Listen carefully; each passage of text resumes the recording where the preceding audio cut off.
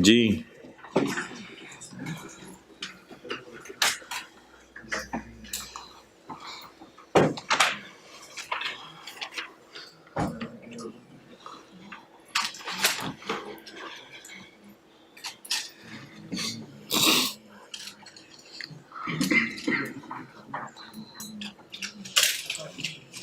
Losses के chapter में आए क्या?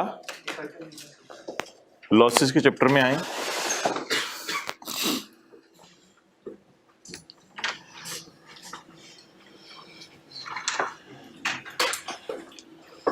क्या हो रहा है? पकड़ने का।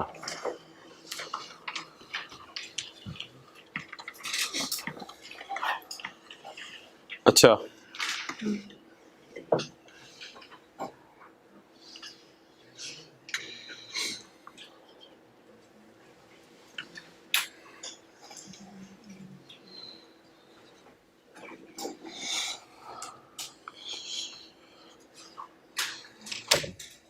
ये न्यूमेरिकल देखें जरा।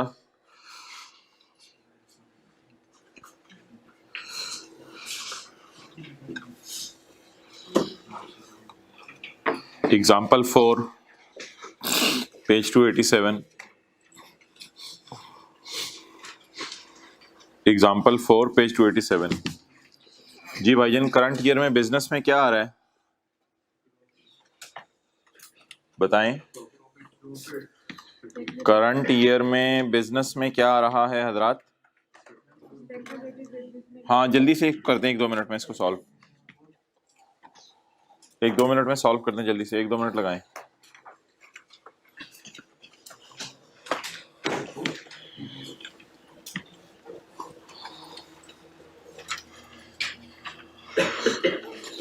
जल्दी जल्दी जल्दी 1 से 2 मिनट लगाएं भाई भाई भाई, जल्दी कर।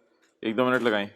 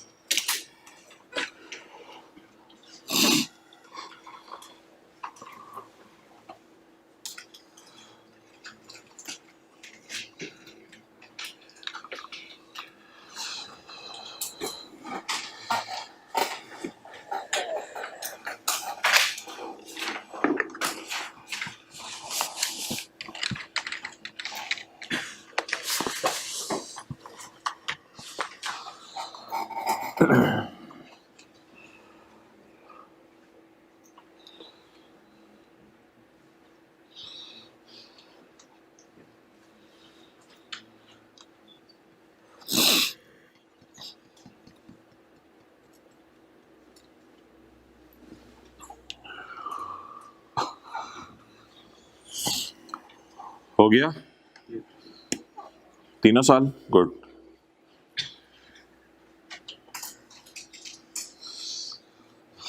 अच्छा जी, स्पेकुलेशन बिजनेस के अंदर प्रॉफिट आ रहा है तो भाई सैलरी बुरी बस है, बाकी सारी अच्छी बसें हैं। नॉन स्पेकुलेशन के अंदर लॉस आ रहा है भाईजान। स्पेकुलेशन और कैपिटल गेन बुरे लॉस हैं, बाकी सारी अच्छी सवारी हैं। कैपिटल गेन बुरी बस नहीं है, क्योंकि सैलरी सिर्फ बुरी बस है। तो फिर हम ऐसा करेंगे कि भाईजान 80 बसें हैं, तो मेरा ये मशवरा है कि दोनों अच्छी बसों को लाके खड़ा कर दें और इनका सब टोटल कर लें। वजह यह है कि दोनों बसें अच्छी हैं तो सब टोटल करना बेहतर है, बल्कि करना मस्ट है। जब बसें दोनों अच्छी हैं तो टेंशन ही नहीं कि सवारी किस बस में बैठे, बस बिठाएं चलाएं। चलें जी, ये कौन सा सवाल हो गया? पहला। अब इसका मतलब है 2010 करने का फायदा कोई नहीं हुआ, 11 पे इसका असर कोई नहीं है, कोई कैरी फॉरवर्ड नहीं है। तो 2010 फारिग हुआ, आप 11 का सवाल अलग से सॉल्व करते हैं। ऐसे ही करेंगे। अच्छा, 11 के साल में क्या हुआ जी? 11 के साल में स्पेक्यूलेशन में क्या आ गया? लॉस। भाई ये बुरा लॉस है, ये क्या है? बुरा लॉस। करंट ईयर में बुरा लॉस आ गया तो ये बुरी सवारी। उसके बाद थोड़ा बता दिया करें, ज़्यादा ऊपर चला गया। अच्छा आप लोग, उसके बाद 6 लाख है, तो 6 लाख के बारे में भाईजान राय कायम करें। 6 लाख क्या है? 6 लाख जो है वो नॉन स्पेकुलेशन का प्रॉफिट है, तो ये अच्छी बस है क्योंकि सैलरी नहीं है। 90,000 कैपिटल गेन है, तो ये बुरी सवारी है।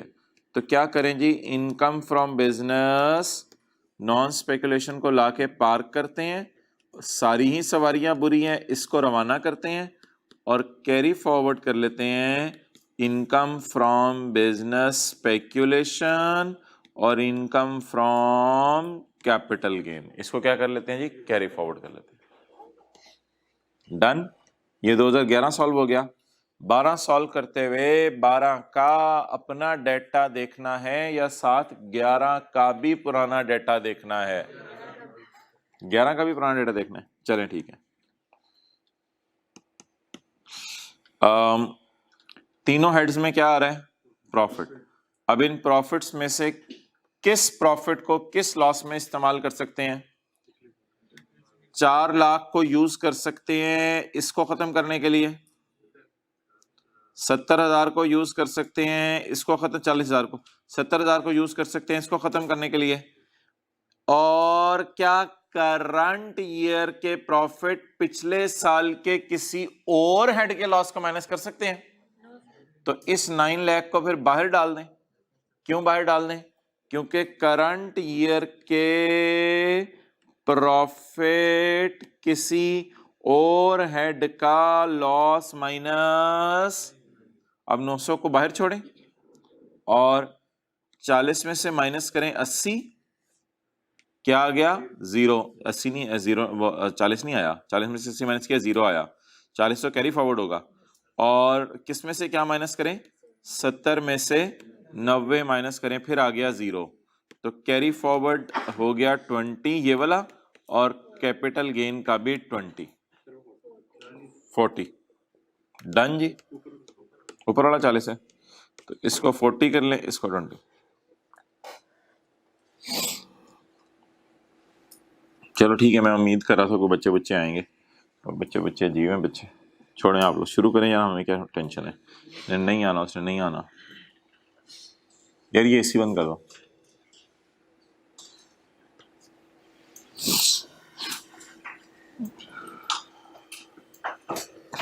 अच्छा जी, असेसमेंट्स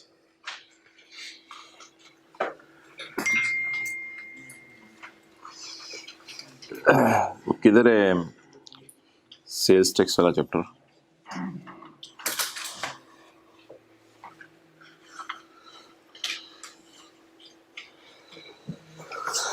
ये सेल्स टैक्स वाले चैप्टर का कौन सा पेज है ये?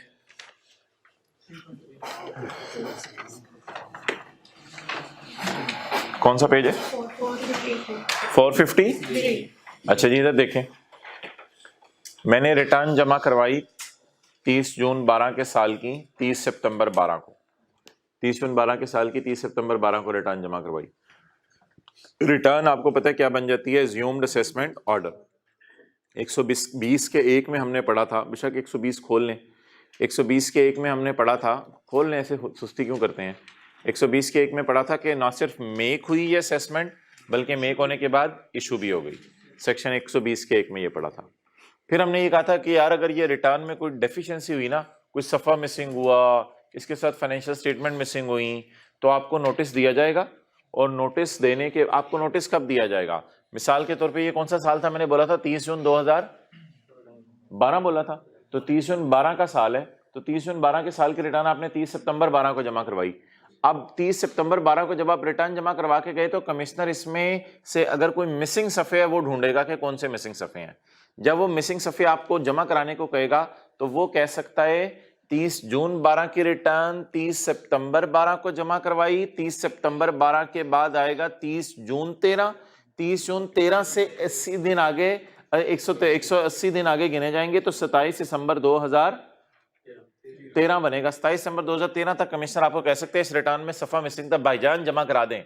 जमा करा दिया रिटर्न वैलिड, जमा ना कराया return, that is all about assessment. वो तो बीच में एक नई चीज आ गई हुई है लॉ के अंदर, वो ये आ गई हुई है कि ऑटोमेटेड सिस्टम रिटर्न जमा कराने के 6 महीने के अंदर अगर कोई 4 किस्म की एडजस्टमेंट्स कर दे तो ठीक है, ना करे 6 महीने के अंदर अंदर 4 किस्म की एडजस्टमेंट्स, तो समझा जाएगा अनएडजस्टेड फिगर्स ही एडजस्टेड है। और अगर सिस्टम एडजस्टमेंट कर दे और 30 महीने के अंदर आप रिस्पॉन्ड ना करें, तो फिर ऐसी सूरत के अंदर जो है वो समझा जाएगा जो एडजस्टमेंट सिस्टम ने प्रपोज किए हैं वही फाइनल हैं। अब्बू ने कहा फला जगह रिश्ता करना है, आप 30 दिन चुप रहे, अब्बू ने कहा बस हो गया। बोलना था ना बाज रहे। अच्छा, तो ये 120 हो गया। को मजा आ रहा है इस चैप्टर का, बहुत मजेदार है। 120 हो गया। अच्छा, अब 121 क्या था? एक बंदे ने रिटर्न ही जमा नहीं कराई, तो हमने उससे 5 या 10 साल की रिटर्न मांग ली। एक बंदे ने रिटर्न ही जमा नहीं कराई, हमने उससे 5 या 10 साल की रिटर्न मांग ली।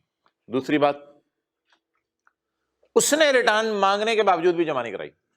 एक ये बंदा हो गया। दूसरा, ऑडिट शुरू हुआ, रिटर्न जमा कराई, एज्यूम्ड असेसमेंट ऑर्डर इशू हुआ इंजमाम का, ऑडिट शुरू हुआ, रिकॉर्ड दिखाने से इनकार कर दिया। नीचे ना जाएं आप, अब नीचे जाने की जरूरत नहीं, वो रिकॉर्ड ही नहीं दिखा रहा।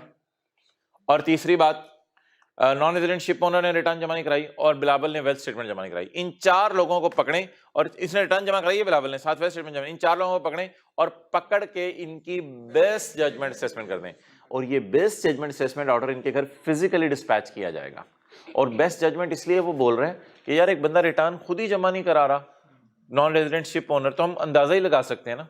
एक बंदा रिकॉर्ड ही नहीं दिखा रहा अपने ऑडिट में, तो उसकी बैंक स्टेटमेंट लेके और दुकानदारों से बातें पूछ के बेस्ट जज ही कर सकते हैं ना। वो और क्या कर सकते हैं, एक बंदा हाथ ही नहीं पकड़ा रहा हमें, तो क्या करें।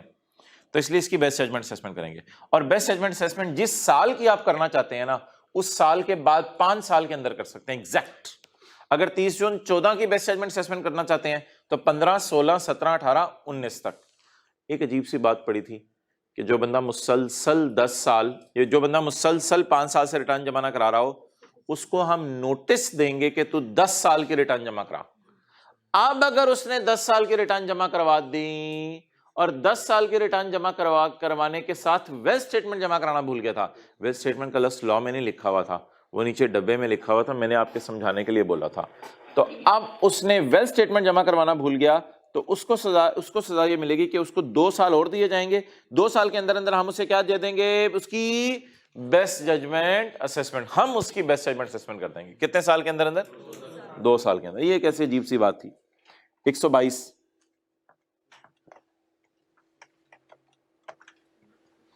122 ये था कि 122 में जो टैक्स पेयर था उसने भाई रिटर्न जमा करवाई है, और रिटर्न जमा करवाने के बाद सरासिफ का ऑडिट शुरू हो गया है। और जब सरासिफ का ऑडिट शुरू हुआ है तो ऑडिट शुरू होने पे सरासिफ जो है वो अपने रिकॉर्ड्स दिखाए हैं। सरासिफ ने रिटर्न जमा करवाई, रिटर्न जमा करवाने के बाद ऑडिट हुआ, ऑडिट होने के बाद सरासिफ ने अपने रिकॉर्ड दिखाए, रिकॉर्ड दिखाने के बाद उन्होंने ऑडिट किया, ऑडिट करने के बाद ये होता है घूरी, ये होता है बार्किंग और ये होता है बाइटिंग। इसके बाद आपने टीका लगवाना होता है, यानी इसके बाद आपने टैक्स जमा करवाना होता है। तो ऑडिट के बाद सरासिफ ने रिकॉर्ड दिखाए, रिकॉर्ड दिखाने के बाद सरासिफ को शो कॉज नोटिस इशू हुआ, शो कॉज नोटिस के बाद अमेंडेड असेसमेंट ऑर्डर इशू हुआ। अच्छा, तो ये जो अमेंडेड असेसमेंट ऑर्डर है ये किन सूरतों में इशू किया जा सकता है, ये कल जाते जाते हमने 3 पढ़ी थी। Any income has escaped assessment, escape का मतलब होता है इनकम को इनकम में डालना भूल गए थे। एनी इनकम हैज, या लोअर रेट इज अप्लाइड, या लोअर इनकम इज असेस्ड, या excessive relief is provided, excessive फायदा, ज्यादा फायदा, या तीसरी सूरत उसमें ये पड़ी थी कि हाँ any income under a head is misclassified. तो अगर ये 3 सूरतें बनती हैं तो ऐसी सूरत के अंदर आपका ऑडिट के बाद जो है वो शो कॉज नोटिस इशू हो जाएगा, और शो कॉज नोटिस इशू होने के बाद अमेंडेड असेसमेंट ऑर्डर पास हो जाएगा। अब अमेंडेड असेसमेंट ऑर्डर किस साल तक इशू किया जा सकता है, वो थोड़ी जरा बिट डिफरेंट कहानी है। वो कहानी ये है कि अगर 30/13 का, अगर 30/20 का साल है तो उसकी रिटर्न आपने जमा कराई होगी 30/9/20 को, अटेंटिव रहिएगा, बातें सुनते रहे, 30/9/20 को रिटर्न जमा कराई होगी।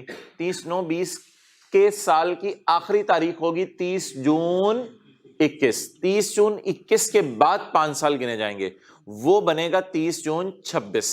तो 30 जून 26 तक सरासिफ की अमेंडेड असेसमेंट ऑर्डर कर दी जाएगी, और ये अमेंडेड असेसमेंट ऑर्डर से पहले इंप्लाइड सी बात है कि ऑडिट भी हुआ होगा और शो कॉज नोटिस भी इशू हुआ होगा। Done.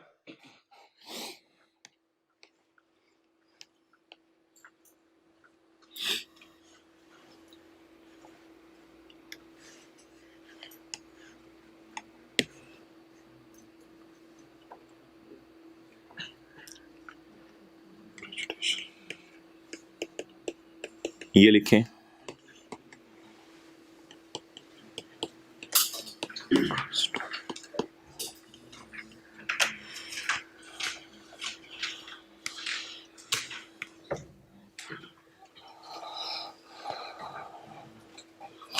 Prejudicial to interest of revenue.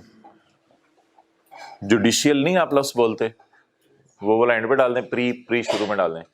Prejudicial to interest of revenue. अच्छा, किधर है बुक आपकी? अच्छा अच्छा जी, सर आसिफ ने रिटर्न जमा करवाई, सर आसिफ का ऑडिट हुआ, वजह पूछा कि C5 की क्लासें क्यों ना आपकी सैलरी में डाल दें, सर वजह नहीं बता पाए, अमेंडेड असेसमेंट ऑर्डर इशू हो गया। लेकिन एक और रास्ता भी है, ये जो है ना ये वाला रास्ता, ये रास्ता जरा मोटरवे है, ये जो नया रास्ता आज बताया है, ये कल वाला रास्ता ना GT रोड था, तो यहां पे पहुंचने का एक और रास्ता भी है, वो रास्ता अब आप सुन लें। वो रास्ता मोहतरम ये है कि सर आसिफ ने जमा करवाई रिटर्न, सर आसिफ ने कहा ये मेरी रिटर्न, कमिश्नर ने कहा यार ऑडिट करने जाऊंगा, इतना टाइम लगेगा, क्या करूंगा, नहीं ना, ऑडिट के सामने ना prejudicial to interest of revenue लिखो, बाकी एरो उसी तरह लगा दो। अच्छा, तो कमिश्नर ने कहा यार ऑडिट करने जाऊंगा, इतना टाइम लगेगा, छोड़ो यार ये तो बहुत लंबा काम है ऑडिट शॉडिट, पहले बात सुने, बहुत लंबा काम है ऑडिट शॉडिट, क्या करें यार क्या करें। कमिश्नर के जहन में एक आइडिया आया, उसने कहा मैं अपने कमरे में बैठता हूं और कमरे में बैठ के ही ऑडिट किए बगैर कुछ इन्फॉर्मेशन ले लेते हैं। जैसे ऑर्गेनाइजेशंस अक्सर अपना P&L बैलेंस शीट जमा करा देती हैं, तो P&L बैलेंस शीट सामने रख लिया, डेप्रिसिएशन कैलकुलेशंस चेक करने लग गया, ये देखने लग गया फाइन वगैरह कितने हैं, सारी चीजें चेक करके ना बिना उसके दफ्तर में गए, कमिश्नर अपने दफ्तर में बैठा है, कमिश्नर ने बताया भी नहीं टैक्स पेयर को कुछ, लेकिन कमिश्नर अपने दफ्तर में बैठे बैठे रिटर्न चेक कर रहा है। तो जाहिर बात है जब कोई बंदा कोई चीज चेक कर रहा हो गलती तो निकल ही आती है, तो उसने एक दो गलतियां पकड़ ली, वो जो एक दो गलतियां पकड़ी वो इतनी डीप डाउन जाके नहीं पकड़ सका होगा और एविडेंस वगैरह उतने ज्यादा अवेलेबल नहीं होंगे, लेकिन मोटी मोटी गलतियां तो पकड़ ही सकता है इंसान। ऑडिट के में तो ज्यादा चीजें जो है वो आपको निकल आती हैं और ज्यादा गलतियां पकड़ लेते हैं और ज्यादा टैक्स लगा सकते हैं।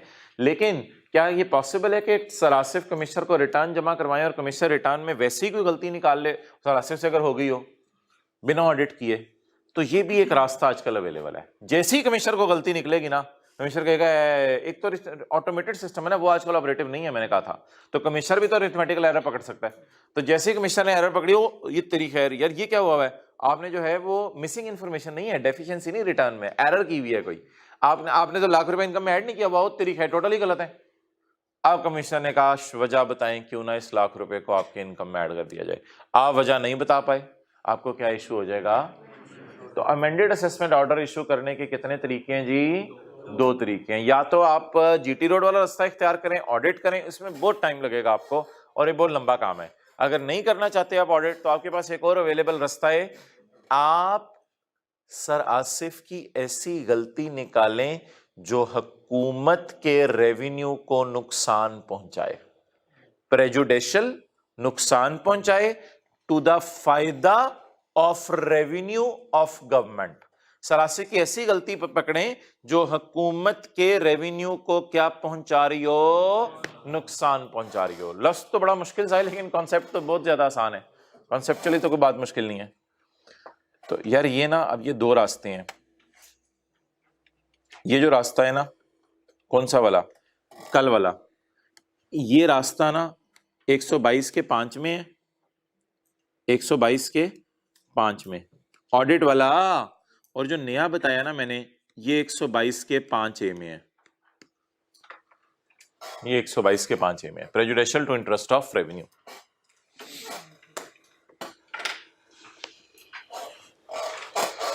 अच्छा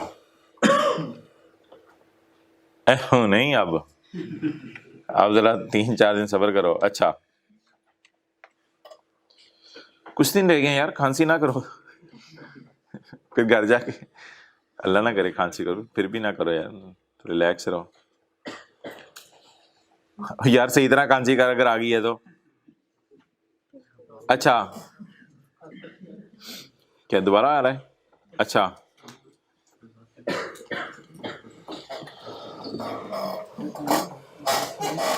यार ये ना, ये फर्स्ट और सेकंड का लफ्ज काट दें, ये ऐसे ही कंफ्यूज करता है फर्स्ट और सेकंड का लफ्ज। मैं वापस आ गया हूं 5 और 5A पे।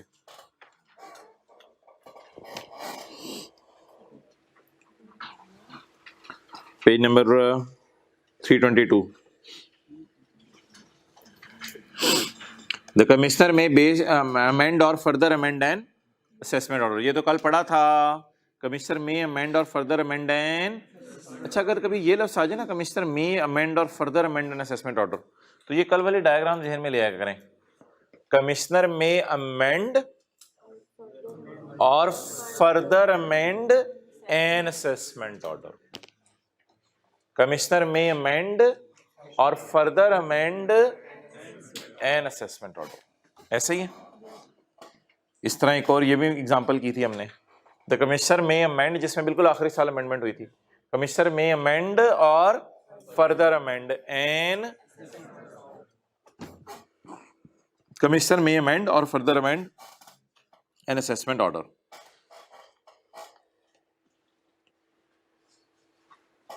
दोबारा ये लाइन पढ़े, commissioner may amend or further amend N. तो भाईजान कितने रास्ते हो गए?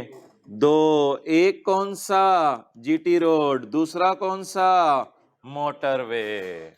अब जीटी रोड जरा देखिएगा, वेयर थ्रू ऑडिट और on the basis of definite information. Audit or definite information ना एक ही चीज है। ऑडिट ये होता है कि ऑडिट करेगा आके, डेफिनेट इंफॉर्मेशन होता है कोई बंदा शिकायत लगा देता है। और दूसरी बात, if order is, if order से मुराद है if assumed assessment order. If assumed assessment order, इधर ऑर्डर से मुराद है if assumed assessment order. Order से मुराद है if assumed assessment order. Order से मुराद है इफ एज्यूम्ड असेसमेंट ऑर्डर। लिख लिया? ऑर्डर से मुराद है इफ एज्यूम्ड असेसमेंट ऑर्डर। अच्छा, इस तरह हाईलाइट कर लिया आप लोगों ने? कम से कम स्काई ब्लू वाला हाईलाइट कर लें, स्काई ब्लू वाला हाईलाइट कर लें, जीटी रोड और मोटरवे। अच्छा, ये ना एक सवाल आता है पेपर में, अक्सर आता है, साल डेढ़ बाद 2 साल बाद आ जाता है सवाल। सवाल की हेडिंग क्या होती है? Circumstances, grounds on basis of which assessment can be amended or an amended assessment can be further amended। इस तरह भी आ जाता है पेपर में सवाल। तो वो ग्राउंड्स जिसमें बेस्ट जजमेंट असेसमेंट होती है, वो 4 बंदे याद है जो कल आए थे, वो तो ग्राउंड से बेस्ट जजमेंट असेसमेंट के। ये किसके ग्राउंड्स हैं? ये assumed assessment के। यार हद होगी यार, assumed assessment कहां से आ गई यार? ये assumed assessment के ग्राउंड्स नहीं है, ये assumed assessment के ग्राउंड्स नहीं है यार। मैं जा रहा हूँ, ये assumed assessments के ग्राउंड नहीं है, ये assumed assessment के ग्राउंड नहीं है, ये amended assessment के ग्राउंड है, ये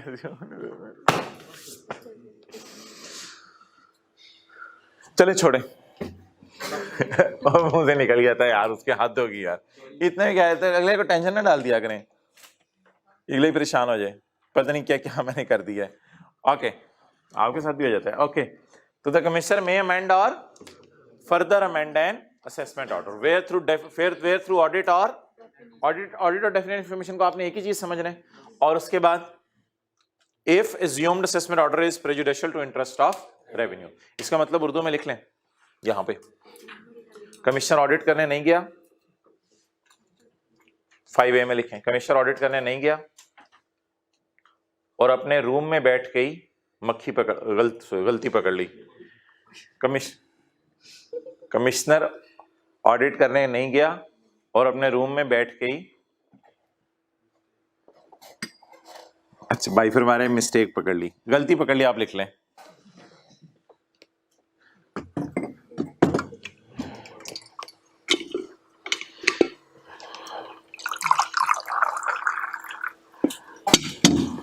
कल संडे की क्लास में हमने जो है वो रिटर्न असेसमेंट अपील्स के पास पेपर के थ्योरी के सवाल करने हैं, फिर उसके बाद हमने जो है वो इस चैप्टर के सेल्स टैक्स के थ्योरी के सवाल करने हैं पास पेपर के, फिर लॉसेस के कोई 2-3 न्यूमेरिकल्स करने हैं चैप्टर 19 में से। जी मैं एंड पे बता देता हूँ टाइमिंग, जिनका कॉस्ट से क्लैश आ रहे हैं उनको भी को हल बताता हूँ क्या कर सकते हैं वो। अच्छा ऑडिट वो किस टाइम है? सर वो भी कंफर्म करना है ना, ये तो कंफर्म नहीं हो रहा। तो वो फिर सर को कह देते हैं कि 2 बजे कर लें अगर हो सके तो। 2 बजे वो सारी कैसी अस्सलाम वालेकुम। वो ऑडिट की क्लास है 2 बजे के बाद। अभी बच्चे इधर से फ्री हैं। हाँ जी।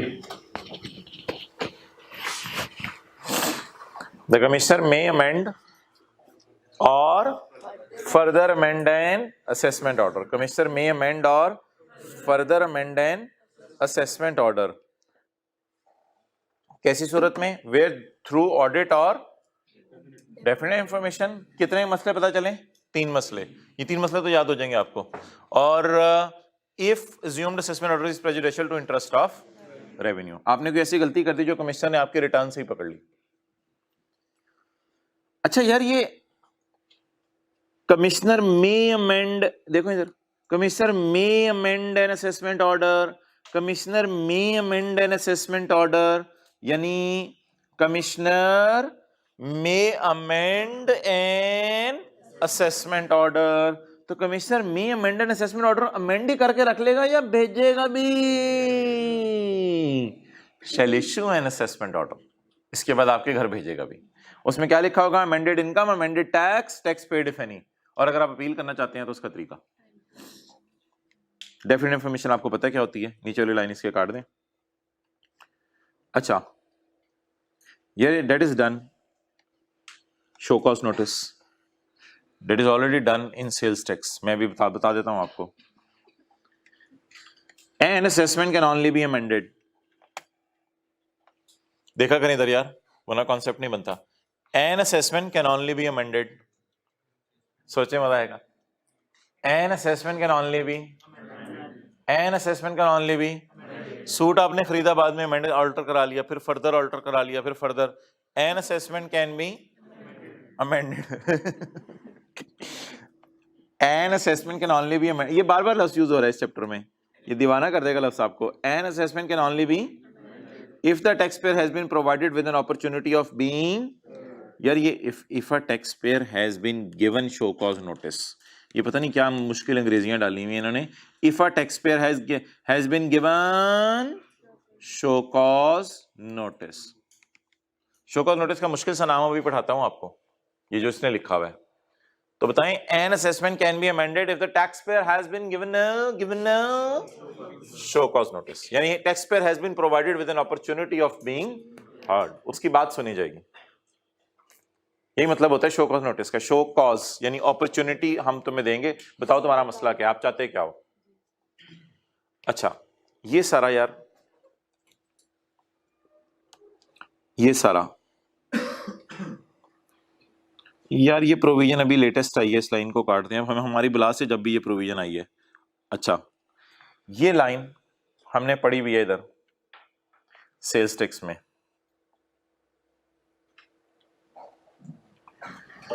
An assessment order shall be passed within 120 days of issue of show cause notice or within such extended time as the commissioner may fix. Extension shall not exceed further 90 days.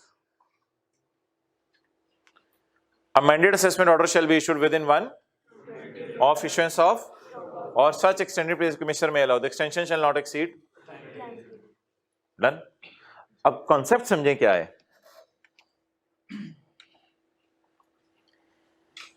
An assessment order can be issued within 120 days. मुझे लगता है यहां भी यही लिखवाया था मैंने। हाँ, ये 120 लिखा हुआ है ना, तो इसको भी आप याद कर लें। An assessment, an amended assessment order, इधर था amended क्योंकि इधर assumed भी पहले हो चुका होता ना, तो बोले an amended assessment order can be issued within 120 days of show cause notice. अच्छा, मजे की बात सुने, कहानी क्या है इधर। कहानी ये है कि आपने 5 साल के अंदर अंदर अमेंडेड असेसमेंट ऑर्डर इशू करना है, तो कमिश्नर करते क्या है, जब 5 साल पूरे होने लगे हों, इससे 120-25 दिन पहले शो कॉज नोटिस भेज देते हैं, ताकि शो कॉज नोटिस पहले भेज दें और फिर उसके 120 दिन के अंदर अंदर क्या भेज दें, अमेंडेड असेसमेंट ऑर्डर। डन। तो अगर आप अमेंडमेंट करना चाहते हैं तो कितने दिन पहले शो कॉज नोटिस भेजना पड़ेगा? 120 दिन। तो फिक्रा याद कर लें, N amended assessment order can be issued with in 120 days of show cause notice. वो वही फिक्रा जो आपने सेल्स टैक्स में याद किया हुआ है। एक और लाइन भी थी सेल्स टैक्स में, following period will not be counted. ये चीजें ना हमने अपील्स के चैप्टर में इंशाल्लाह पढ़नी है। Following period will not be counted, अगर टैक्स पेयर 60 दिन के लिए गायब हो गया तो फिर 120 दिन में ये वाले 60 दिन काउंट नहीं होंगे। और अगर कोई ऑल्टरनेट डिस्प्यूट कमेटी का मसला पड़ गया, वो अगले चैप्टर में पढ़नी है अपील्स में हमने, इसी चैप्टर में एंड पे, तो भी आपके ये दिन काउंट नहीं किए जाएंगे।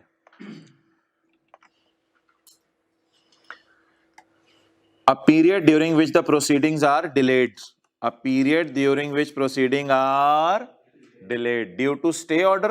आपने सुना है कभी कोर्ट से स्टे आ गया, तो ये कुछ होगा, छोड़े परे, अपील्स के चैप्टर आने दें। Alternate dispute resolution proceeding, agreed assessment proceeding आज हमने पढ़नी है। और the time taken through adjournment bye tax payer not exceeding 60 days. छुट्टी डिले, टैक्स पेयर भी डिले कर सकता है, कितने दिन का? 60 दिन का। shall be excluded from computation of above days। अच्छा, कोई अजीब बंदा था, उसने अपने छोटे भाई को कहा, भाईजान 5 मिनट के अंदर चाय बना के दो मुझे। अब उसके बाद छोटे भाई को कह रहा है, यार ये मेरा मोबाइल चार्जिंग पे लगा दो। अच्छा यार इधर आ, मुझे जरा पानी पकड़ाना पहले। छोटा भाई कहेगा, अब वो जो 5 मिनट है ना, फिर वो अलग से होंगे, वो 5 मिनट अलग से होंगे। या तो तू पंगे ले ले मेरे से, पानी पिला, ये कर, वो कर, लाइट ऑन कर, ये कर, वो कर, बाहर देख घंटी कौन आया है यार, या ये काम करा ले या चाय बनवा ले। अब तूने जो 5 मिनट दिए हैं ये टाइम एक्सक्लूड कर, उसके बाद से फिर 5 मिनट काउंट होने शुरू होंगे। बड़ा भाई अकलमंद था, उसने कहा यस आई एग्री। ये यहां लिखा हुआ है। कमिश्नर के पास कितने दिन हैं शो कॉज नोटिस के बाद अमेंडेड असेसमेंट ऑर्डर भेजने के लिए? 120 दिन। अब टैक्स पेयर खुद जाके पंगे ले रहा है जाके, यार मैं 10 दिन के लिए जा रहा हूं कहीं। कमिश्नर ने कहा, यार मैं 120 दिन में फैसला नहीं सुना सकूंगा, सॉरी भाईजान, मैं 120 दिन में फैसला नहीं सुना सकूंगा, मुझे फिर 10 दिन और दे देना। तू खुद ही गायब हो रहा है। टैक्स पेयर उठ के जो है वो कोर्ट चला गया ऑल्टरनेट डिस्प्यूट रेजोल्यूशन करवाने किसी के पास। तो कमिश्नर कह रहा है, यार तेरी मेहरबानी, जा तू। तो आप खुद ही अगर पंगे लेने लग जाए आप, तो फिर कमिश्नर मजबूर है। कमिश्नर फिर कैसे 120 दिन में फैसला सुना सकता है? कमिश्नर को तो आपने खुद बाउंड कर दिया। समझ आ गई बात? तो ये जो एक लफ्ज होता है ना, पता नहीं बच्चों को समझ नहीं आता, following days will not be counted का उल्टा ही मतलब ले रहे होते हैं। Any period during which the proceeding are delayed. आप खुद पंगे ले रहे हैं, उसे चाय नहीं बनाने दे रहे, ड्यू टू ये reasons, shall be excluded from computing the. तो इन दिनों को फिर इस टाइम को भाई इग्नोर कर। 1 मिनट मुझे बाहर जाने में लगा, 1 मिनट तुझे पानी पिलाने में लगा, इसको इग्नोर कर। अब गिनने शुरू कर 5 मिनट। अब से ऑनवर्ड तुझे 5 मिनट में चाय बना दूंगा, अगर और कोई पंगा ना लिया तूने। तो कितने पंगे ले सकता है टैक्स पेयर? 4। अगर ये 4 पंगे टैक्स पेयर ना ले तो कमिश्नर कितने दिन में अमेंडेड असेसमेंट ऑर्डर भेज दे? 120 डेज में। डन। ओके,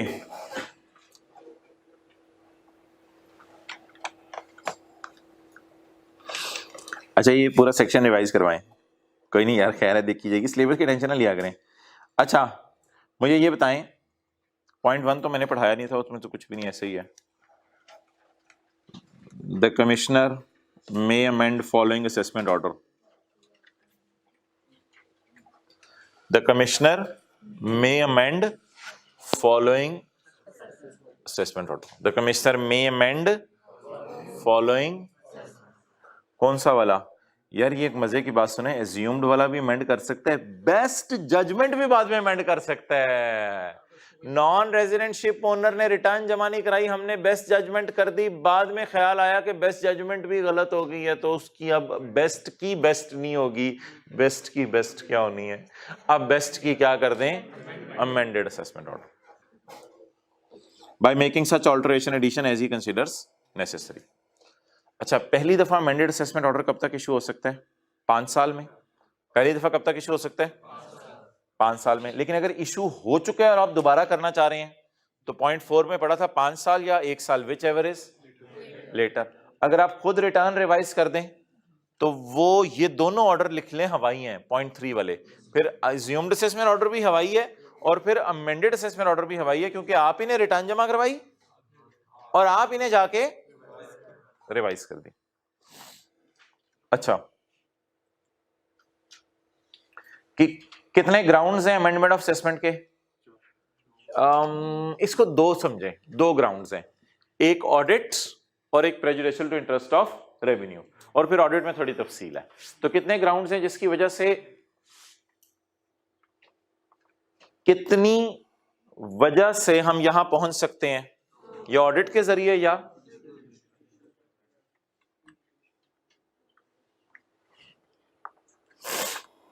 बस। आगे तो पेपर में कोई दो दो तीन तीन नंबर का सवाल आ सकता है। What is definite information, explain the provisions relating to show cause notice, तो इस किस्म के कुछ सवाल आ सकते हैं। तो इस चैप्टर में से, इसमें से दो सवाल ज्यादा आते हैं। पहली दफा अमेंडमेंट कब हो सकती है? 5 साल में। हुई हुई कब हो सकती है? 5 साल या 1 साल, विच एवर इज लेटर। ये दूसरा सवाल आता है पेपर में। और तीसरा सवाल इस चैप्टर में से ये आता है कि what are the grounds of amendment of assessment, वो prejudicial to interest of revenue और ऑडिट। आगे सारा बलाए, मुझे तो लगता है हमारा अगला सारा बड़ी जल्दी खत्म हो जाएगा इंशाल्लाह। अच्छा, रिवीजन बाय कमिश्नर, आगे कुछ भी नहीं है, बस कहानी है। मेन सेक्शन इस पूरे चैप्टर का मैं कहूँ सेक्शन 122 था जो हमने ये पढ़ा है, कमाल सेक्शन था ये 122 से कुछ भी नहीं है। सुन लें यार, सादा सा कॉन्सेप्ट है।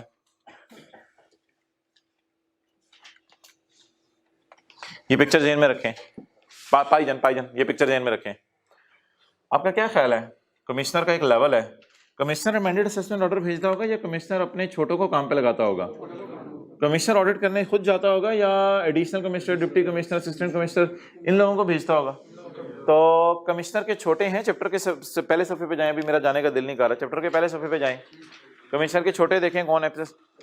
कमिश्नर का सबसे बड़ा छोटा कौन है? सबसे बड़ा छोटा कमिश्नर का एडिशनल कमिश्नर, उसका शिगिरत और उसका सबऑर्डिनेट और सबसे छोटा बच्चा। अच्छा वापस आ जाए जिथे। अच्छा भाई, कमिश्नर अक्सर जो है ना अमेंडेड असेसमेंट ऑर्डर नहीं भेजता। ये मिसाल के तौर पे सबसे बड़ा वाला कौन था? Additional commissioner. एडिशनल कमिश्नर ने भेज दिया अमेंडेड असेसमेंट ऑर्डर। किसने भेज दिया? और एडिशनल कमिश्नर ने जब अमेंडेड असेसमेंट ऑर्डर भेजा तो सरासिफ की इनकम को 25 लाख से बढ़ा के 30 लाख कर दिया।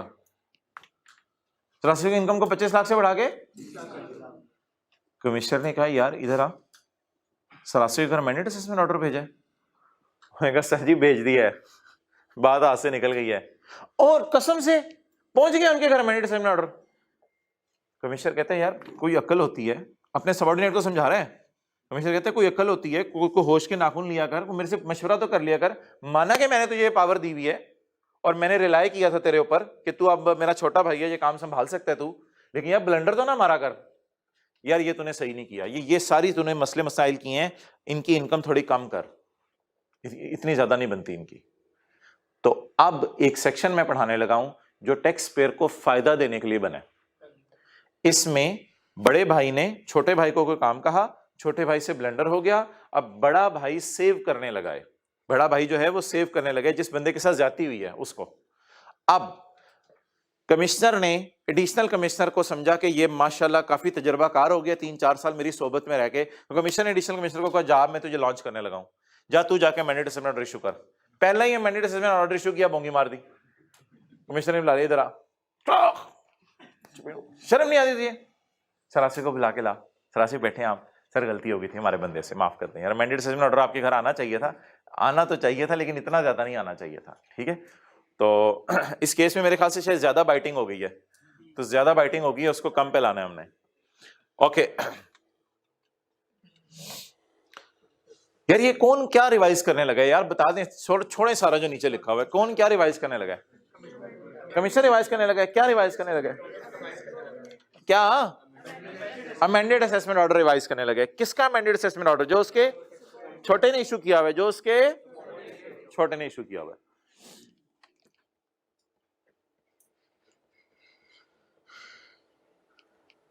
पढ़े 122 से, पेज नंबर 122 से, explanation of some of the sections in the mother language. Point 1, पढ़ते तो नहीं मदर लैंग्वेज? अच्छा, पॉइंट 1, कमिश्नर अपने सबऑर्डिनेट के रिकॉर्ड्स चेक कर सकता है। समझ आ गई? इसको अंग्रेजी में लिख लेंगे? नहीं, मैं पढ़ाऊंगा फिर भी। अच्छा, इस कमिश्नर अपने सबऑर्डिनेट के रिकॉर्ड्स चेक कर सकता है, इसमें रिवीजन, इस ऑर्डर से टैक्स कमिश्नर पहले पढ़ूंगा, इस ऑर्डर से कमिश्नर टैक्स पेयर को नुकसान नहीं पहुंचा सकता, इससे कमिश्नर टैक्स पेयर को नुकसान नहीं पहुंचा सकता। डन। अच्छा जी, तीसरी बात, चौथी बात बड़ी गौर से सुननी है। वो भाईजान यार हद हो गया, इधर देखें, अमेंडेड असेसमेंट ऑर्डर जब पहुंचा ना सर आसिफ के घर, तो सर आसिफ लकीली मस्जिद से आ रहे थे, अभी गेट के अंदर एंटर भी नहीं हुए थे। डाकिये से पूछा, हाँ जी भाईजान क्या सीन है? डाकिये ने कहा जी, सर ने कहा यार अखीर हो गई, गाड़ी बाहर खड़ी थी, चाबी जेब में थी, सर ने निकाली और हाई कोर्ट चले गए डायरेक्ट। अब कमिश्नर पंगा नहीं ले सकता, अब एडिशनल कमिश्नर, जहन में है story, commissioner, additional commissioner, sir Asif, high court. अब सर आसिफ जो है वो हाई कोर्ट चले गए और हाई कोर्ट जाके सर आसिफ ने कहा, ओ भाईजान हाई कोर्ट वालों, क्या एडिशनल कमिश्नर हैं, जाओ इनको पकड़ो। अब कमिश्नर इंटरवीन कर सकते हैं इसमें? ऐसी सूरत में कमिश्नर इंटरवीन नहीं कर सकता। डन। वो मैं आपको बताऊंगा, हाई कोर्ट डायरेक्ट नहीं जा सकते, एक पूरा प्रोसेस होता है, उस प्रोसेस को फिलहाल छोड़ें। हाई कोर्ट इसलिए बोला है कि जज का एक इमेज आपके जहन में आ जाए बस। कमिश्नर इन दो सूरतों में अपने सबऑर्डिनेट का ऑर्डर रिवाइज नहीं कर सकता। अगर टैक्स पेयर ने सबऑर्डिनेट के फैसले के खिलाफ कोर्ट में केस कर दिया। कोई कहानी समझ आ रही है? अच्छा, कई दफा ना टैक्स पेयर कोर्ट जाता नहीं, लेकिन कोर्ट में जाने का टाइम अभी बाकी होता है, वो इंशाल्लाह हम अगली क्लास में पढ़ेंगे। कोर्ट आप जा सकते हैं 30 दिन तक, सर आसिफ के पास 30 दिन का मौका होता है। तो जितने दिन सर आसिफ जा सकते हैं कोर्ट, लेकिन अभी गए नहीं, तो जा तो सकते हैं ना, तो उतने दिन भी कमिश्नर को चाहिए जरा होल्ड पे रहे और कमिश्नर अपने छोटे का ऑर्डर रिवाइज ना करे। हो सकता है ये मामला सर आसिफ के दिल में हो, मैं कोर्ट से ही रिजॉल्व करवाऊं। अगर टैक्स पेयर के पास सबऑर्डिनेट के फैसले के खिलाफ अपील करने का टाइम बाकी है अभी, तो कमिश्नर इस सूरत में अपने सबऑर्डिनेट का ऑर्डर रिवाइज ना करे। कमिश्नर कौन सा वाला ऑर्डर रिवाइज करने लगा है? अमेंडेड असेसमेंट ऑर्डर रिवाइज नहीं कर सकता। चलें जी, एक नई लाइन इस लॉ मेकर ने डाली है, वो मैं आपको पढ़ा देता हूं, वो अंग्रेजी में लिखी हुई है, लेकिन बातें बताएं। कमिश्नर अपने सबऑर्डिनेट के रिकॉर्ड्स चेक, इसमें रिवीजन, इस ऑर्डर से कमिश्नर टैक्स पेयर को नुकसान। ये सेक्शन बनाई किसके फायदे के लिए है? टैक्स पेयर के फायदे के लिए।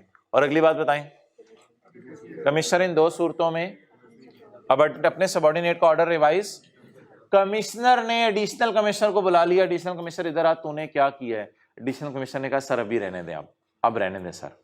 क्यों? तूने क्या किया, शर्म नहीं आती तुझे? सर जा रहे हैं सर, सर आसिफ कोर्ट चले गए हैं, अब हम दोनों उधर जाएंगे, अब देखते हैं क्या होता है। अब आप जी जाने दें, अब आपको पंगा ना लें, गलती होगी मेरे से, अब आप मुझे ये ना कहेंगे मैं कुछ और करूं, अब तो गेम हमारे हाथ से निकल गई है।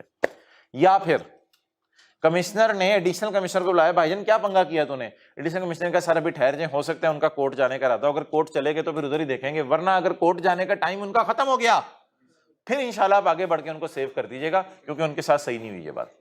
डन। That was all. इस सेक्शन का नाम क्या था? Revision by. सेक्शन का नंबर बोला है तुमने, मैंने नाम पूछा था।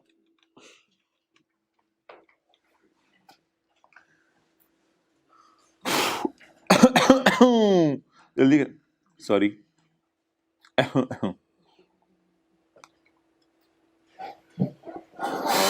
The commissioner can suo moto, suo patlo, suo moto, खुद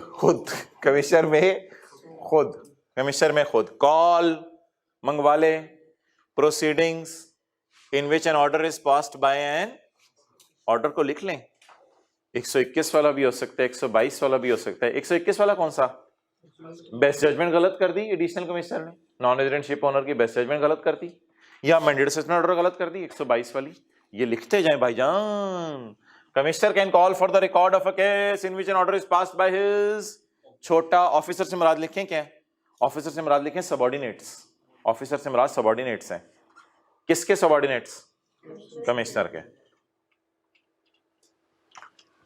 अच्छा, रिकॉर्ड्स मंगवा के क्या करेगा कमिश्नर उसके? अभी तो कॉल फॉर रिकॉर्ड है ना, किसके रिकॉर्ड मंगवाए हैं? अपने छोटे के।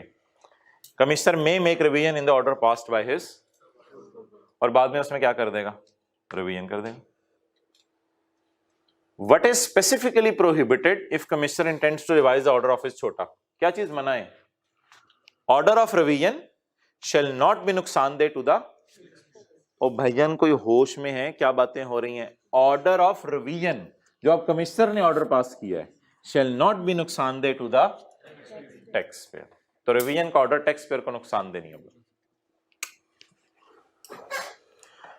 यार देखी जाएगी, आप टेंशन ना लें, इस सफे पे बहुत जगह है। तो अमेंडेड असेसमेंट ऑर्डर में अगर छोटे ने पास किया है,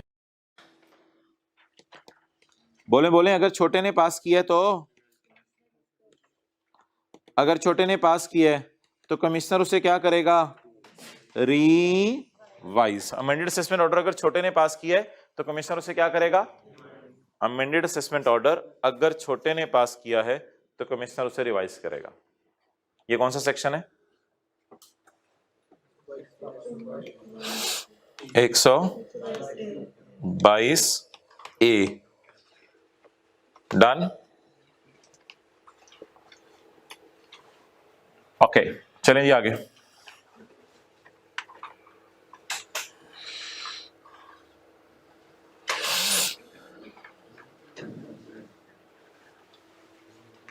यार ये ना इसने बड़ी छोटी छोटी सी इंग्लिश लिखी हुई है, जो मैंने आपको वो समझाई थी, कमिश्नर पंगा नहीं ले सकता इस सूरत में, लेकिन इंग्लिश बड़ी छोटी सी है, मैंने बड़ी डिटेल से उर्दू में लिखी हुई है।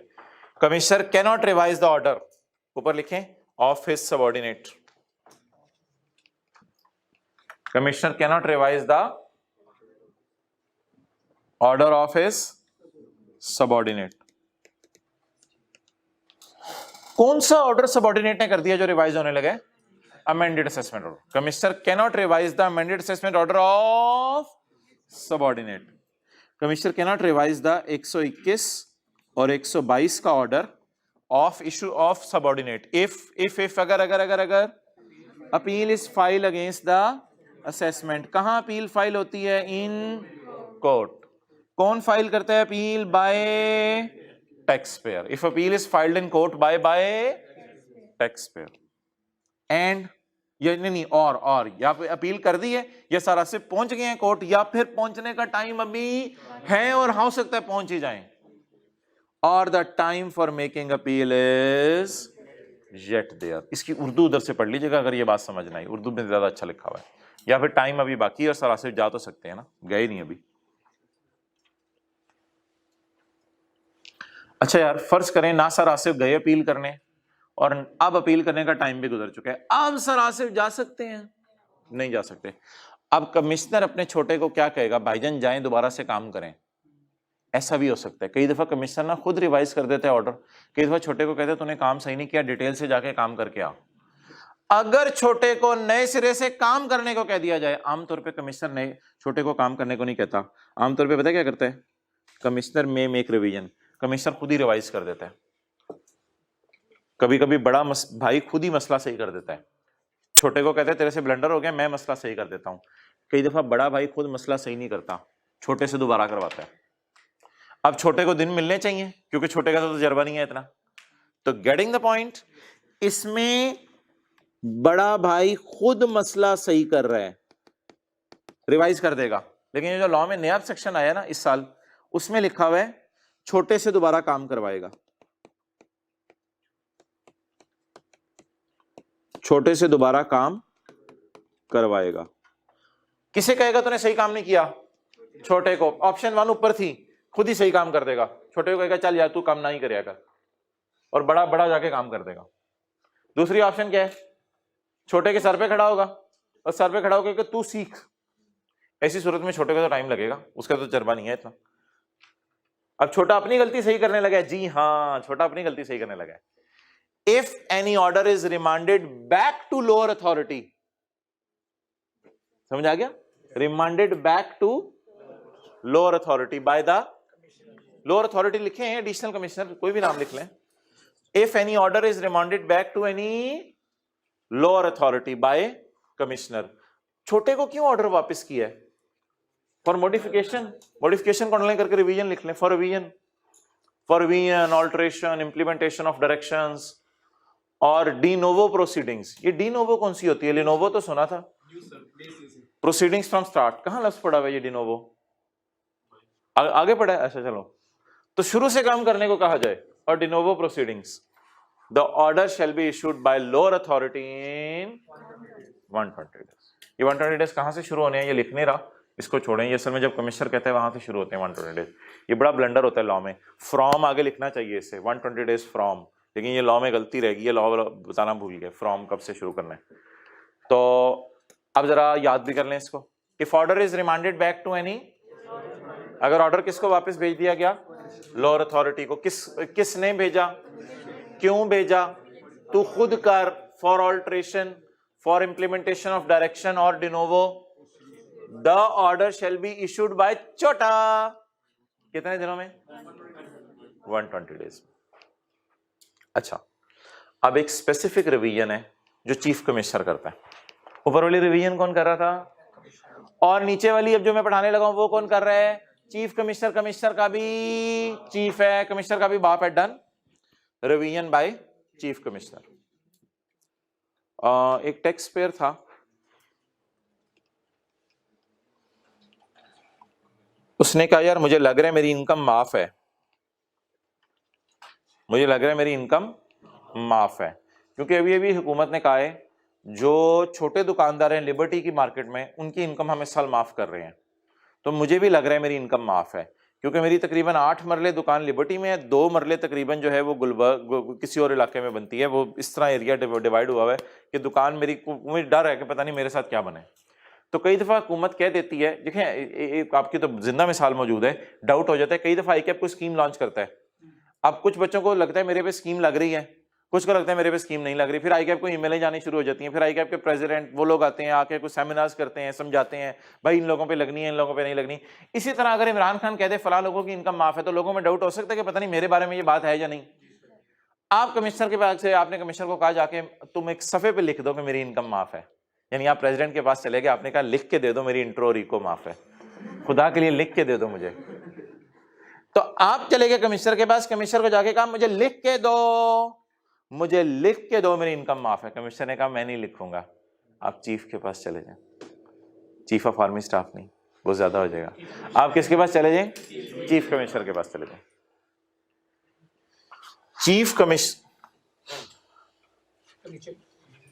चीफ कमिश्नर अपने सबॉर्डिनेट का रिकॉर्ड, चीफ कमिश्नर का सबॉर्डिनेट कौन होगा? अरे आज तो कमिश्नर सबॉर्डिनेट बने हुए हैं, जमाने हैं। चीफ कमिश्नर अपने सबॉर्डिनेट का रिकॉर्ड मंगवा सकता है। जैसे सर क्लास में को पढ़ा रहे हो, उनके सर आ जाएं, तो अब कमिश्नर आज क्या बनने लगे? चीफ कमिश्नर अपने सबॉर्डिनेट का रिकॉर्ड मंगवा, जिसमें उसके सबॉर्डिनेट ने एग्जेम्पशन सर्टिफिकेट देने से, कौन कह रहा था मेरी इनकम एग्जेम्प्ट है मेरे ख्याल से, लेकिन डाउटफुल थी थोड़ी बात, और किससे कंफर्म कराना चाह रहा था? वो अपने सबॉर्डिनेट के ऑर्डर में रिवीजन, कौन वो? Chief commissioner. चीफ कमिश्नर अपने सबॉर्डिनेट के ऑर्डर में रिवीजन कर सकता है। कभी कभी एग्जेम्पशन सर्टिफिकेट मिलता है, कभी कभी लोअर रेट सर्टिफिकेट। क्या मिलता है? कभी कभी lower rate certificate.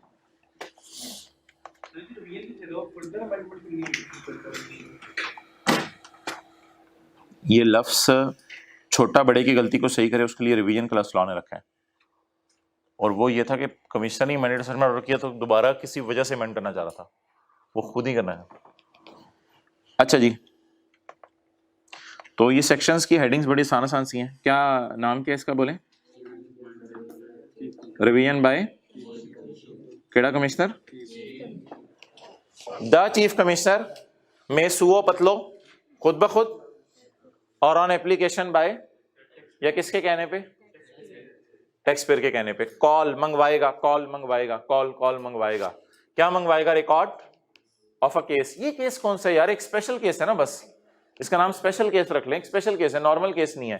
Special case में क्या केस चल रहा है? इश्यू ऑफ एन एग्जेम्पशन, और एग्जेम्पशन सर्टिफिकेट क्या होता है? कमिश्नर तुम एक सर्टिफिकेट बना के दो मेरी इनकम माफ है। लो रेट सर्टिफिकेट क्या होता है? कमिश्नर तुम एक सर्टिफिकेट बना के दो मेरे डिविडेंड पे 12% टैक्स लगता है, क्योंकि हुकूमत ने कह दिया 12% टैक्स है। कमिश्नर नहीं बना के देता सर्टिफिकेट, तो chief commissioner can call for the records when order is passed bye his छोटा। Chief Commissioner can call for the records when order is passed by his छोटा commissioner. Chief Commissioner may make the revision in the order of his छोटा. Revision क्या करेगा? उसको दे देगा exemption certificate. उसको दे देगा exemption certificate. Done? अब कौन सा सेक्शन है जी? 122 दी. ये इस साल नया आया है, हो सकता है पेपर में आ जाए.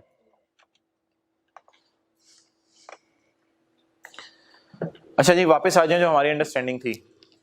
हम क्या समझते थे, वो अंडरस्टैंडिंग सही थी, कोई नहीं, छोटे मोटे बीच में ऐसे ही आगे छोटे मोटों को फर्क करें. हमारी अंडरस्टैंडिंग क्या थी, घर घर के सारे काम बड़े भाई करता है. ऑडिट वगैरह कौन करता है? कमिश्नर. शो कॉज नोटिस कौन इश्यू करता है? कमिश्नर. अमेंडेड असेसमेंट ऑर्डर कौन करता है? कमिश्नर. अगर कभी शो कॉज नोटिस आ जाए कमिश्नर की तरफ से और आप चाहते हैं कि अमेंडेड असेसमेंट ऑर्डर ना आए, अगर शोहर और बीवी में बात बढ़ जाए तो 4 बंदे बुला लें, शोहर के अम्मी अब्बू, बीवी के अम्मी अब्बू. अच्छा, शो कॉज नोटिस किसने इशू किया? और शोहर कहां से आ गया भाई? शो कॉज नोटिस किसने इशू किया? कमिश्नर ने. अमेंडेड असेसमेंट ऑर्डर भी कौन इशू कर रहे हैं? ये सारी बातें याद होती हैं. शो कॉज नोटिस का मतलब है कमिश्नर ने बार्गिंग की है, इसके बाद इसका मतलब है बाइटिंग करना चाह रहे हैं. नहीं याद होती हैं, वैसे ही मारे हैं. अच्छा, शो कॉज नोटिस किसने, याद कराने पे आती है याद. अच्छा, शो कॉज नोटिस किसने इशू किया? क्योंकि शो कॉज नोटिस इशू समझ नहीं आ रही थी कुछ लोगों को. शो कॉज नोटिस अमेंडेड में क्या हो रहे हैं? ये किसी याद कराना, उर्दू में यहाँ डाल दूंगा ताकि शासन नजर आता रहे. शो कॉज नोटिस किसने इशू किया? अमेंडेड असेसमेंट ऑर्डर कौन इशू करना चाहता है? कमिश्नर. ये शो कॉज नोटिस इशू करने के बाद कमिश्नर चाहता है मैं क्या इशू कर दूं? Amended assessment order. ठीक है कमिश्नर साहब, आप कर सकते हैं इशू, लेकिन टैक्स पेयर यहां पर कमिश्नर को रिप्लाई करता है, कमिश्नर यार मैं अपने आप को डिफेंड कर रहा हूं, प्लीज ऐसा ना करो. टैक्स पेयर उसको क्या करता है? रिप्लाई करता है. अब एक नया काम शुरू लॉ ने डाला इस साल. उन्होंने कहा टैक्स पेयर कमिश्नर को तो रिप्लाई करे, लेकिन टैक्स पेयर एफबीआर को रिक्वेस्ट भी कर दे. कमिश्नर को रिप्लाई करे, यार कमिश्नर ऐसा ना कर, तेरी मेहरबानी है, अमेंडेड असेसमेंट ऑर्डर मुझे ना भेज, ये सारी चीजें मेरे में मसले नहीं है. अच्छा, तो शो कॉज नोटिस के बाद, बार्किंग के बाद, बाइटिंग से पहले आपको पता है दरख्त पे चढ़ने की ऑप्शन होती है. तो पहले सिर्फ दरख्त पे चढ़ने की ऑप्शन थी लॉ में, यानी शो कॉज नोटिस के बाद आप कमिश्नर को कहते थे यार पंगे ना ले मेरे से यार, प्लीज ये ना भेजी. अब एक और ऑप्शन है कि आप दरख्त पे चढ़ के इमरान खान को कॉल भी कर सकते हैं. वो ऑप्शन क्या है? वो ये ऑप्शन है कि जमाना बढ़ गया ना, तरक्की हो गई है. अब आप शो कॉज नोटिस जब आएगा आप कमिश्नर को रिप्लाई करेंगे, कमिश्नर भाईजान ये मेरा रिप्लाई है, प्लीज ऐसा ना करें, और एफबीआर को रिक्वेस्ट करेंगे यार एक कमेटी बना दो, मैं नहीं चाहता मुझे अमेंडेड असेसमेंट ऑर्डर बड़ा भयानक किस्म का है. हाँ छोटा मोटा अमेंडेड असेसमेंट ऑर्डर जो ठीक है, मैं नहीं चाहता कोई भयानक मसला हो, एक कमेटी बना दो.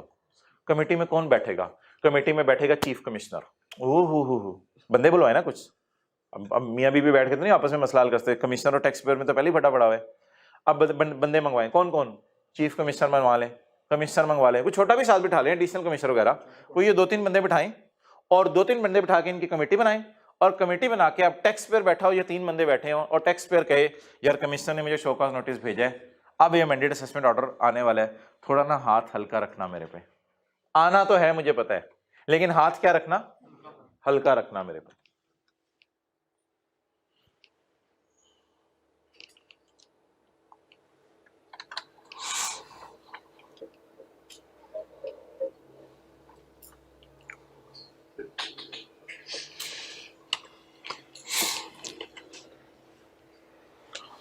ओके, सेक्शन का नाम बताएं जी.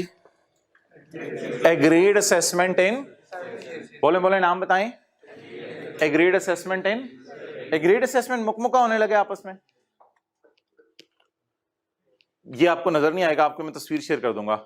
आगे वाले मैंने बोल्ड रखे हुए, ये बोल्ड नहीं है इतना. टैक्स पेयर आफ्टर रिसीविंग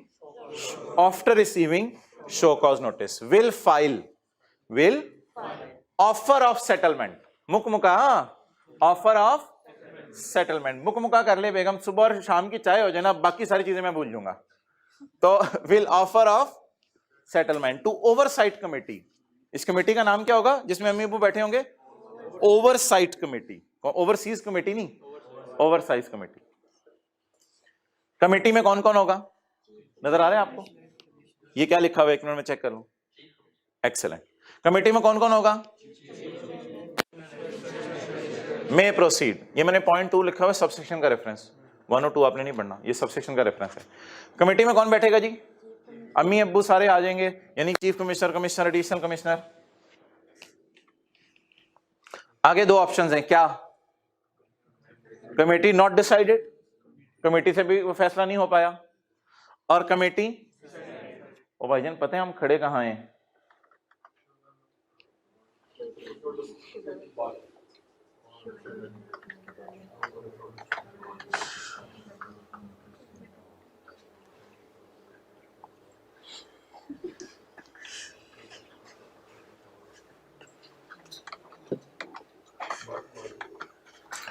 जी भाईजान हम खड़े कहां हैं? क्या आ चुका हुआ है? शो कॉज क्या आने वाला है? अमेंडेड असेसमेंट ऑर्डर में हम क्या चाह रहे हैं? गहरी बाइट करे या ऊपर ऊपर से बाइट करे? टांके लगवाने वाली बाइट चाह रहे हैं या मरहम पट्टी वाली? मरहम पट्टी वाली। बाइटिंग तो होनी है, क्योंकि जब टैक्स वाले पंगा ले लेते हैं ना, एक बार याद रखिएगा, छोड़ते नहीं है, मुकमुकाई करना पड़ता है, ये नहीं होता कि आपको छोड़ ही दें। तो अमेंडेड असेसमेंट तो होना है, लेकिन वो हल्का वाला पसंद करें हम हैवी वाला? हल्का वाला। तो भाईजान आप शो कॉज नोटिस के बाद अमेंडेड असेसमेंट ऑर्डर से बचने के लिए किसके पास चले गए थे? कमेटी के पास। कमेटी चीफ के पास नहीं, कमेटी में 3 लोग होते हैं। आप कमेटी के पास चले गए, कमेटी यार खुदा के लिए मेरा मसला हल कर दें, ये फड्डा होने लगा है, अमेंडेड असेसमेंट ऑर्डर आने लगा है, और मैं बेचारा शरीफ से बंदा हूं, एक दफा मुझे काटी, किसी ने काटी थी तो मेरा पंगा हो गया था, ये तो डीओजी काट रहा है, तो मेरा क्या बनेगा? मेरी तो नस्लें। अच्छा, तो 2 ऑप्शन है, कमेटी नॉट डिसाइडेड या कमेटी डिसाइडेड। अच्छा, कमेटी नॉट डिसाइडेड तो क्या करें फिर? Case shall be referred back to commissioner. फिर तो कमिश्नर ही अब डिसाइड करेगा, क्योंकि चीफ कमिश्नर, कमिश्नर और एडिशनल कमिश्नर ने अगर कुछ नहीं किया, अब कमिश्नर ही आपके घर अमेंडेड असेसमेंट ऑर्डर भेजेगा, कमेटी कहेगी मैं आपकी हेल्प नहीं कर सकी, यानी अम्मी अब्बू कह के चले जाएंगे इसी से मसला हल करवाओ लड़की से, तुम लोग आपस में करो, हम नहीं बीच में पंगा ले सकते। डन। दूसरी ऑप्शन क्या थी? कमेटी। अच्छा, कमेटी डिसाइडेड में टैक्स पेयर को बड़ी छूट है। Tax payer not satisfied, tax payer ने कहा कमेटी का फैसला, कमेटियां बनाई थी मैंने, मेरी रिक्वेस्ट पे कमेटी बनी थी, चीफ कमिश्नर तूने ख्वारी किया है, तेरे से मुझे ये उम्मीद नहीं थी, मैं इस फैसले पे एग्री नहीं करता। Tax payer not decided, not satisfied, not agreed, tax payer not satisfied, case shall be referred back to, और कमिश्नर को केस दे दो, बस छोड़ो परे, अब क्या करना है। टैक्स पेयर मुतमिन ही नहीं है इनके फैसले से, तो कमेटी इसके कहने पे बनी थी, लेकिन टैक्स पेयर इसके फैसले से मुतमिन, कमेटी के फैसले से बहुत बड़ी पावर दे रहे हैं टैक्स पेयर को। तो टैक्स पेयर को कह रहे भाईजान आप कमिश्नर के पास ही चले जाओ, कमिश्नर को देख लो, ये 3 बंदों से तो तुम मुतमिन नहीं हो सके, अकेले बंदे को आप तुम समझा पाओ, ठीक है? तो वालिदैन को रिक्वेस्ट कीजिएगी आप प्लीज जाएं, मैं खुद ही कुछ कोशिश करता हूं, ठीक है? ये शोहर है, ये बीवी है, ऐसे मिसाल दे रहा हूं मैं। अच्छा, कमेटी डिसाइडेड, अगर कमेटी डिसाइड कर ले और टैक्स पेयर कहे जफी डाल चीफ कमिश्नर, जफी डाल कमिश्नर, जफी डाल एडिशनल कमिश्नर, तीनों को जफी डाल के टैक्स पेयर ने कहा यार जिगर लगे हो तुम लोग, टैक्स पेयर मुतमईन हो गया। अब क्या हो? अब tax payer will pay the tax, अब टैक्स पेयर टैक्स पे कर दे, कमिश्नर विल अमेंड असेसमेंट, लेकिन अमेंड असेसमेंट में ज्यादा बड़ी वाली बाइट नहीं करेगा, commissioner will amend assessment, tax payer will waive the right of appeal का मतलब कोई बता दे, tax payer will waive the right of appeal. Tax payer अब कहेगा मैं कोर्ट में अपील नहीं की थी, अभी तो अमेंडेड असेसमेंट ऑर्डर ही नहीं आया था, अब वो कोर्ट में जाएगा ही नहीं, टैक्स पेयर कहेगा मैं कोर्ट पे नहीं जाऊंगा, जो तुमने अमेंडेड असेसमेंट ऑर्डर भेज दिया ना, हल्की फुल्की काटी, मैं इंशाल्लाह जाके खुद ही अम्मी से करवा लूंगा उसको सही, मैं कुछ नहीं करूंगा। Tax payer will waive the right of and no further proceedings are, अब और कुछ करने की जरूरत नहीं है, क्योंकि टैक्स पेयर ही मान गए, अब बीवी मान गई, अब तो मसले सेटल हो गए हैं, बस ठीक है, अब चाय बना के दिया करो, दोबारा अम्मी अब्बू के पास ना जाना, भाई ये मसले मसाइल, बस ठीक है, सेटल हो गए मामले। अच्छा, ये 2 चीजें 122D के स्कोप से बाहर हैं, समझ आ गई? ये 2 चीजें 122D के स्कोप से बाहर हैं। ये ऐसा मसला है जिसमें अम्मी अब्बू वगैरह को बुलाने की जरूरत नहीं है, या समझ लें ये ऐसा मसला है कि उनको बुला ही नहीं सकते आप, लॉ मेकर कह रहे हैं। ये ऐसा मसला है कि ये कमेटी को ना दें, ये इनके बस की बात नहीं है, ये इनके बस की बात नहीं है, ये डंडे सोटों वाली बातें हैं। तो ये chief commissioner, commissioner, additional commissioner को ना दें, ये मसला बहुत खतरनाक है। अगर ये वाले मसले पड़ जाए ना तो फिर आप भूल जाए, फिर आप कमेटी को ना डालें, फिर कुछ और ही तरीके हैं, वो तरीके इंशाल्लाह फिर कभी जिंदगी में देखेंगे। लेकिन ये चीजें किसके स्कोप से बाहर है? 122, ये मैं आपको भी यहां से नहीं पढ़ा रहा, ये किताब से पढ़ाऊंगा। ये कौन सा सेक्शन है? Subsection 6, subsection 3, 4, 4, 2 1। अच्छा जी, तरीका बता दें जी, क्या फटा कहां से पड़ा था? आपके घर क्या आ गया था? शो कॉज नोटिस, और आप चढ़े हुए हैं दरख्त पे। आप किस पे चढ़े हुए हैं?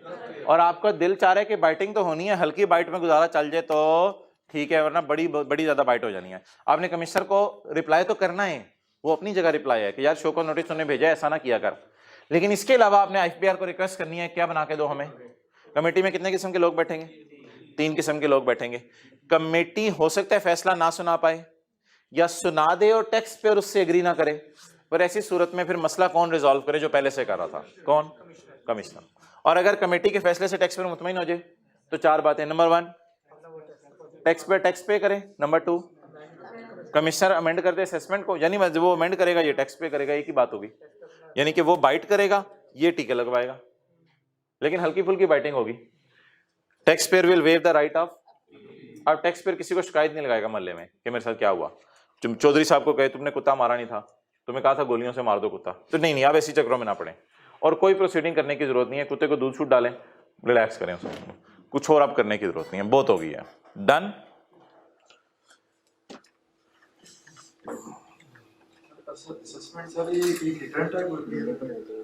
असेसमेंट एक सफ़ा होता है जिसपे कमिश्नर बताता है कि आपकी इनकम इतनी नहीं इतनी है। कल मैं असेसमेंट ऑर्डर आपको बना हुआ दिखाऊंगा एक।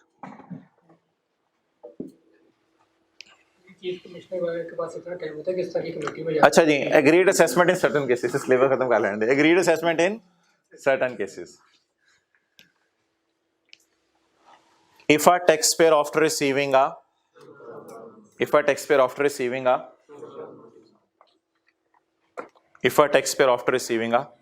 attentive रहने बहुत ज्यादा आपने। if a taxpayer after receiving a show cause notice under 122 का 9 intends to settle his case, he may file offer of settlement, inverted commas, he may file offer of settlement। offer of settlement का मतलब क्या है? मुकमुका, ये आ सकता है paper में सवाल। he may file offer of settlement किस कमेटी के सामने? Before assessment oversight committee. इसका नाम हम क्या रखने लगे हैं? कमेटी।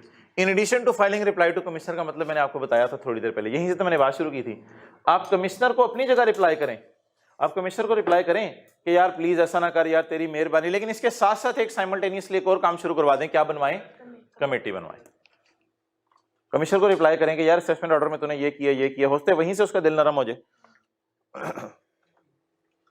अच्छा जी, ये 1 हो गया, जो सबसे ऊपर वाली पट्टी में आई थी ग्रीन में, ये 1 हो गया। 2 में क्या था पट्टी में देखें? कमेटी में प्रोसीड, ये ब्रैकेट वाला मैं बाद में पढ़ा दूंगा। कमेटी में प्रोसीड, ये 2 में है। Committee after examining offer may call for the record of a case and after, इसको काट दें, after affording opportunity of being heard to, कितना लिखेंगे यार, छोड़े परे, इसको काटें। and after affording opportunity of being heard to taxpayer, yellow के अलावा वाला यहां तक काट दें, टैक्सपेयर तक। अच्छा जी, committee may after examining offer call for the record of a case and may decide to accept the offer of taxpayer or may decide to modify the offer of taxpayer through मशवरा। Committee आपस में क्या करेगी? तीनों बैठ के मशवरा, through consensus, and communicates his decision to taxpayer. अपना फैसला किसको सुना देंगे? टैक्सपेयर को। डन हो गया, ये पॉइंट 2 हो गया, ये वाला। कमेटी में प्रोसीड, मैंने में प्रोसीड लिखा हुआ था लेकिन ऑब्वियसली काफी तफसील उसने लिखी है। अच्छा जी, 3 4 छोड़ें, 5। कमेटी में कौन कौन होगा? चीफ कमिश्नर और एडिशनल कमिश्नर, 3 किस्म के लोग होंगे कमेटी में। डन। अच्छा जी, पहले मैं 4 पढ़ूंगा point. Where committee has not resolved any consensus, has not reached any consensus, committee किसी कंसेंसस पे नहीं पहुंच सकी। कौन सा सिनेरियो? ढूंढे, कमेटी हैज नॉट डिसाइडेड, किसी नतीजे पे नहीं पहुंच सकी, या tax payer is not satisfied with the decision of committee, तो क्या होगा? The case shall be referred back to, तो केस किसको वापस भेज दें? The case shall be referred back to commissioner for decision on the basis of reply of the taxpayer on show cause notice का reply तो उसने भेजा हुआ है टैक्स पेयर ने एक सफा, उसकी बेस पे फिर फैसला होगा। नेक्स्ट जी, ये इतना लंबा चौड़ा क्या लिखा हुआ है पॉइंट 3 में, where tax payer is satisfied, ये वाला, ये देखें जो मजे से आया था, where tax payer is satisfied, तो फिर कितने काम होंगे, 4 काम होंगे। मोटे मोटे पहले याद कर लें, क्या आप टैक्स पे कर दें, कमिश्नर असेसमेंट अमेंड कर देगा, ऑब्वियसली अमेंड करने के बाद ही आप टैक्स पे करेंगे, और टैक्स पेयर अपना राइट ऑफ अपील खत्म कर देगा, और अब इस केस के बारे में और डिस्कशन नहीं होगी। Done. Where the taxpayer is satisfied with the decision of committee, अगर taxpayer कमेटी के डिसीजन से सेटिस्फाई हो जाए, taxpayer shall deposit the tax, और ये लफ्ज आपको याद है, including penalty and default charge। अच्छा, commissioner shall amend the assessment according to committee decision। अब कमिश्नर जो काटेगा वो हैवी लेवल का काटेगा, कम लेवल का, कम लेवल का। The commissioner shall amend the assessment according to committee decision after tax payment, after tax पहले वो पे कराएगा, फिर अमेंडमेंट ऑफ असेसमेंट कर देगा। ये मैं आपसे मादरत मैं कह रहा था, शायद टैक्स जो है वो बाद में पे करते हैं, इसने लिखा हुआ टैक्स पहले पे कर देगा, बाद में अमेंडमेंट ऑफ असेसमेंट होगी, as per the decision of committee. Tax payer shall waive the right of appeal, क्या मतलब, टैक्स पेयर अभी अमेंडेड असेसमेंट के खिलाफ कोर्ट में नहीं चला जाएगा, तो कमेटी कहेगी फिर मुझे पागल थे बिठाया था कि आगे भी तुम लोगों ने अब कोर्ट में जा रहे हो मियाँ बीवी, तो हमें क्यों बिठाया था मसला हल कराने के लिए, जब हमने मसला हल कर दिया था, तो फिर तुम ये वादा करो अब आगे घर से बाहर इस बात को आइंदा कभी नहीं लेके जाओगे। तो अब आगे ये बात नहीं जाएगी, and no further proceeding shall be undertaken, और अब कुछ भी नहीं होगा on issues decided by committee. आगे काट दें, चलिए लिखा रहने दें। If the tax as per clause A, clause A होना चाहिए, if tax as per clause A has been deposited by tax payer, अगर टैक्स पेयर टैक्स पे कर दे तो फिर कमेटी के फैसले के बाद आगे जाने की जरूरत नहीं है, ए होना चाहिए। अगर ए पॉइंट के तहत टैक्स पे हो गया तो इट्स एनफ। डन। चलो बस करते हैं। ये अगला जो हमारा रह गया ना, ये 5-6 मिनट का है, अपील्स का चैप्टर फिर अगली क्लास में शुरू करेंगे, लेकिन अभी तो दूसरी न्यूमेरिकल्स की क्लास है ना हमारी। यार ये मैंने 6 आपको शायद समझ आ जाए ना समझ आए, अभी खैर है, इसको एक और सेक्शन में पढ़ेंगे, लेकिन मुझे पढ़ाने दे एक दफा। This section shall not apply का मतलब बताएं क्या है। आप कमेटियां ना बनवाया करो, किन चक्रों में, इन 2 चक्रों में, इन 2 चक्रों में कमेटी ना बनवाओ। ये पावर पॉइंट की मैं अपलोड कर दूंगा इंटरनेट पे। In cases involving concealment of income, इंशाल्लाह कल हम पढ़ेंगे कंसीलमेंट ऑफ इनकम क्या है, पढ़ लेंगे कल। In cases involving concealment of income, चोरी वाले cases, in cases involving concealment of income, ये कमेटी के पास ना लेके जाएं, ये बड़ी लेवल की गेम है। Where interpretation of question of law effect identical other cases, कोई मिलते जुलते केसेस बताएं जो पाकिस्तान में हुए हों।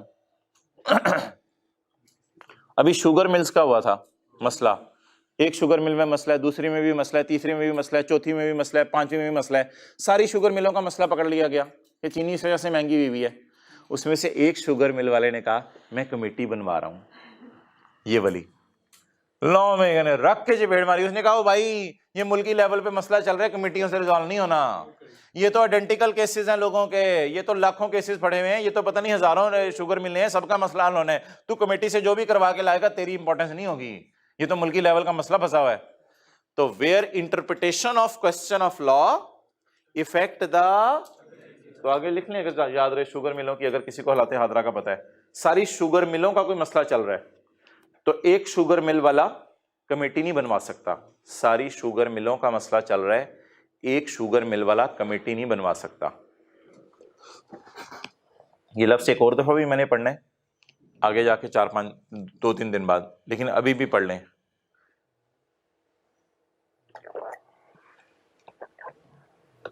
Where interpretation of question of law, question of law को इंटरप्रेट किया जाता है ना, अफेक्ट द, मिलते जुलते केसेस और भी पाकिस्तान में ऐसे चल रहे हैं, तो फिर आपको किसके पास जाने की जरूरत नहीं है।